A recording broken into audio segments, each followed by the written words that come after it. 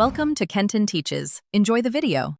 You begin by confirming the AutoCAD version and build. This ensures the language pack matches. Once done, back up your templates, tool palettes, and profiles so settings won't be lost. Make sure you have administrative rights on the PC. Without them, the installer or language pack won't apply. Then download the official language pack from Autodesk or use the Autodesk desktop app. Now that files are ready and you're signed in as admin, proceed to run the installer or prepare the shortcut change. You now execute the middle steps. Run the downloaded language pack installer and follow modify or add language prompts. That updates menus and help files.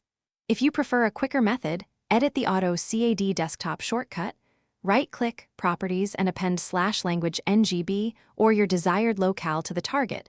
This forces language at launch.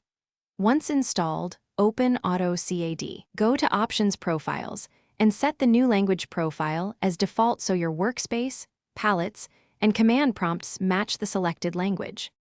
You finish by closing AutoCAD and restarting the machine.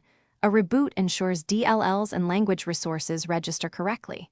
When you open AutoCAD again, check the ribbon, command line, and help to verify the language change.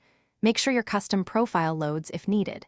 If things look off, update AutoCAD to the latest patch and reapply the language pack. Troubleshooting tip: if the language won't switch, run the installer as administrator or uninstall the pack, reboot, and reinstall. Permission or version mismatch is the usual culprit. Thanks for watching. Please subscribe if this video was helpful.